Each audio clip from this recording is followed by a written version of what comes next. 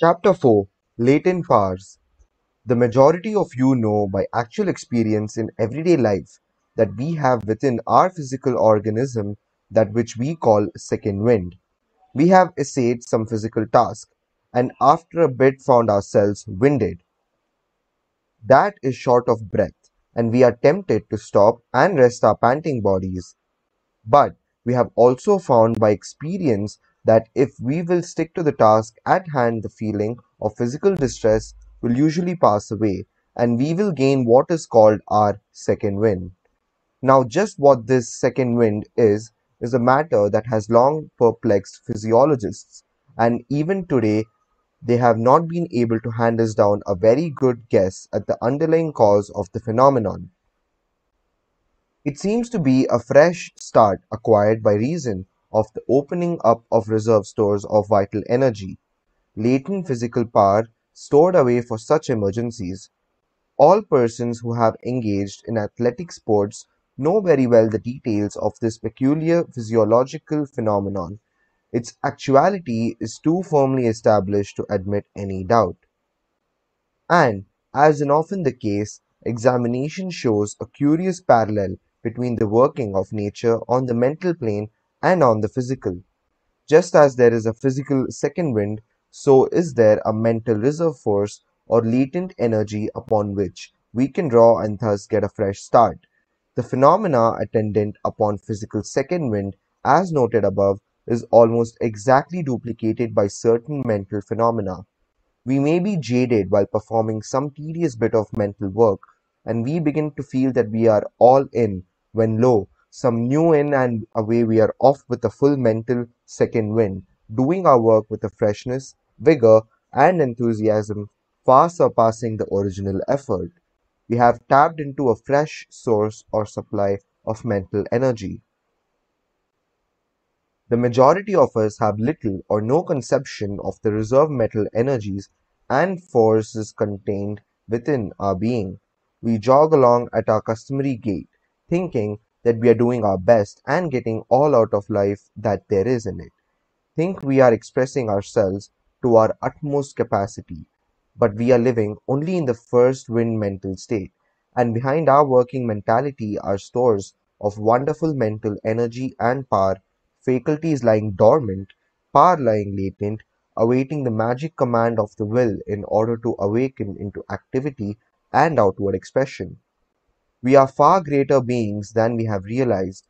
We are giants of power, if we did but not know it.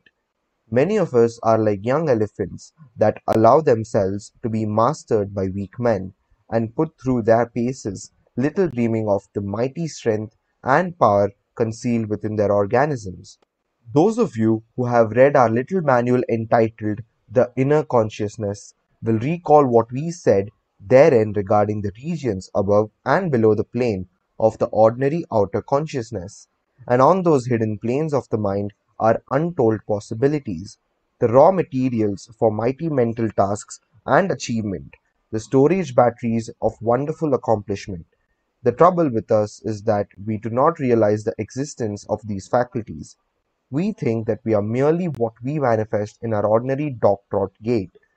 Another problem is that we have not had the incentive to take action. We have lacked the interest to do great things. We haven't wanted to hard enough.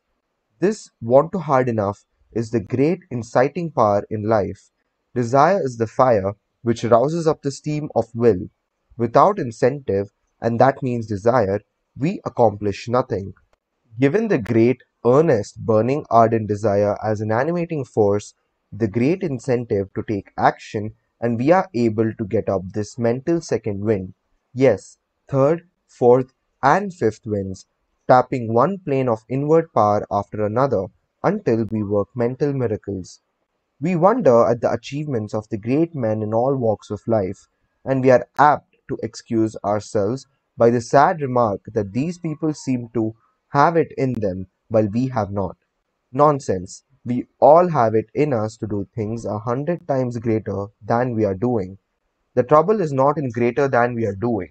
The trouble is not in the lack of power and mental material, but in the desire and interest and incentive to arouse into activity those wonderful storehouses of dynamic power within our mentality we fail to call into our disposal, and which is like all other natural powers and forces, eager and anxious to be manifested and expressed. Yes, that's what we said, anxious and eager, for all natural forces, penned up and in a static condition, seem to be bursting with desire to manifest and express into outer dynamic activity. This seems to be a law of life and nature. Nature and all in it seems to be eager for active expression. Have you not been surprised at yourselves at times when, under some slightly higher pressure, you incentive something within you seem to break its boundaries and fairly carry you off your feet in its rush into active work? Have you not accomplished tasks under the stress of a sudden urgent need that you would have deemed impossible in cold blood? Have you not carried all before you when you warmed up to the task, whereas your ordinary self would have stood around doing nothing under ordinary circumstances? Earnestness and enthusiasm are two great factors in bringing into operation these latent forces and dormant powers of the mentality, but one need not stand by and wait until you work yourself into a fit of fervor before the energies spring into action. You can, by a careful training of the will, or rather by a carefully training of your self-use, you will manage to get hold of the mental throttle so that you may pull it down and turn on a full head of steam whenever necessary. And when you have once mastered this, you will find that you are not any more tired when running under full pressure than when you are crawling along, this being one of the secrets of success. To many a person, the term "the will" means merely a firm steadfastness of mind, akin to determination and fixity of purpose. To others, it means something like desire. To others, it means the power of choice, etc. But to occultists, the will is something far more than these things. It means a vital power, an acting force of the mind, capable of dominating and ruling the other mental faculties as well as projecting itself beyond the mental organs of the individual and affecting others coming within its field of influence. And it is in this sense that we use the word will in this lesson. We have no desire to take the reader into the dim realms of metaphysics, or even into the lighter but still arduous parts of scientific psychology, but we must acquaint him with the fact of the existence of this thing that we call willpower, and its relation to the I. Of all the mental faculties or powers, that of the will is the closest to the I, or ego, of the person. It is a sword of power clasped in the hands of the ego. One may divorce himself in thought from the other mental faculties and states, but when he thinks of the I, he is bound to think of it as possessing the power which we call will. The will is a primal, original power of the I, which is always with it until the end. It is a force with which he rules, or should rule, his mental and physical kingdom, the power of which his individuality manifests itself upon the outside world. Desire is the great motive power inciting the will to action in life. As we have shown you, the action of will without the motive power of desire is unthinkable, and therefore it follows that the culture and right direction of desire carries with it the channel of expression and manifestation of the will. You cultivate certain desires in order that the will may flow out along these channels. By cultivating the desire along certain lines, you are making channels along which the will may flow in its rush toward expression and manifestation. So be sure to map out your desire channels clearly by making the proper mental images of what you want. Be sure and make the desire channels deep and clear cut by the force of repeated attention and autosuggestion. History is filled with examples of men who have developed the use of the will. We say develop the use rather than developed will, for man does not develop his will. His will is always there ready for use. A man develops his ability to use the will, perfects himself in its use. We have frequently used the following illustration and have not been able to improve upon it. Man is like a trolley car, with the upraised trolley pole of his mind reaching out to the live wire of will. Along that wire is flowing the current of willpower, which it taps and draws down into his mind, and by which he is able to move and act and manifest power. But the power is always in the wire, and his developing consists in the ability to raise the pole to the wire and thus tap into its energy. If you will carry this idea in your mind, you will be able to apply this truth more easily in your everyday life. A great promoter of the steel pen and electroplating industries possesses this quality to a marked degree.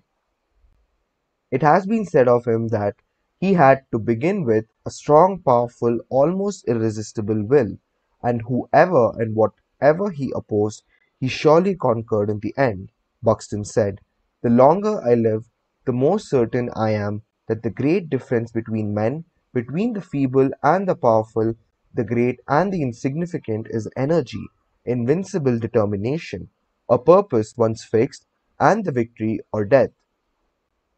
That quality will do anything that can be done in this world, and no talents, no circumstances, no opportunities will make a two-legged creature a man without it." In this last quotation, and the one preceding it, the idea of persistence and determination is identified closely with that of will, and they are closely identified, the idea being that the will should be held close, fast, and steadily against the task to be accomplished, just as the steel chisel is held firmly up against the object on the lathe until its work is accomplished. It is not the mere determination or persistency that does the work. These would be of no avail unless the will were there to do the cutting and shaping. But then again, there is a double aspect of will here. The will in one phase does the work, while in other it forces the mind to hold it up against the task. So, in a sense, the will is the power back of determination and persistency, as well as the force doing the work, the cutting edge of the chisel, as well as the firm hand that holds it to its work. Simpson has said, "A passionate desire and an unwearied will can perform impossibilities, or what would seem to be such, to the cold and feeble." Disraeli said, "I have brought myself by long meditation to the conviction that a human being with a settled purpose must accomplish it, and that nothing can resist a will which will stake even existence upon its fulfillment."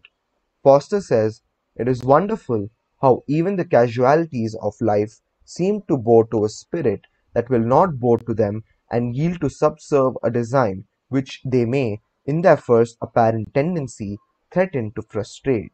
When a firm, decisive spirit is recognized, it is curious to see how the space clears around a man and leaves him room and freedom. Mitchell has said, "Resolve is what makes a man manifest, not puny resolve, not crude determination, not errant purpose, but that strong and indefatigable will which treads down difficulties and danger as a boy treads down the heavying frost lands of winter, which kindles his eye and brain with a proud pulse beat toward the unattainable. Will makes men giants. So, raise that mental trolley pole and touch the live wire of will."